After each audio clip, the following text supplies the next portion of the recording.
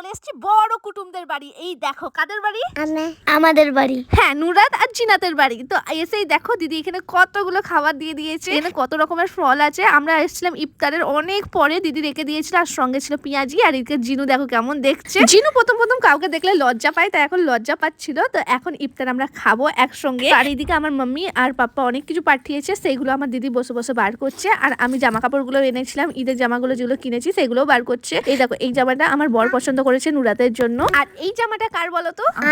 হ্যাঁ, জিনুর জামাটা। জিনু নিজেই কিন্তু বললো এটা জিনুর জামা। তো এই জামাটা খুবই সুন্দর হয়েছিল, কিন্তু এটা অনেকটা বড় হয়েছিল, তাই একটু ছোট সাইজ নিতে হবে। আর তার সঙ্গে জিজুর জন্য এনেছিলাম জামাটা। এটা আমার বড় সেম নিয়েছে, শুধু কালারটা আলাদা। আর এটা জিজুর জন্য সেমও নেওয়া হয়েছে। আর জিজুর সাইজে কেমন হবে জানি না, কিন্তু আমার বরের আর জিজুর একই সাইজে লাগে, তাই একই সাইজ নেওয়া হয়েছে। আর আমার পাপ্পার জন্য এই কালারের সেম নেওয়া হয়েছিল। এইবারে ঈদে না সবার জন্য পাঞ্জাবি আর সঙ্গে একটা মোদি কোট নেওয়া হয়েছে, দেখতে অনেক সুন্দর লাগে তাই। তারপরে নুরাত আর জিনুর জন্য এনেছিলাম চিপস আর কুরকুরে। আর আমাদের জিনু সবকিছু নুরাতে নিয়ে নেয়, তাই দুটো প্যাকেটে আলাদা আলাদা দুজনকে নেওয়া হয়েছিল। তো তারপরে এখন আমরা পেঁয়াজি খাচ্ছি আর ফল ছিল সব খাচ্ছি। আর জিনু আমাকে কেমন তাকাচ্ছে এখন। হ্যাঁ হ্যাঁ, প্রথম প্রথম লজ্জা খাই তো, তাই এইভাবে তাকাচ্ছে।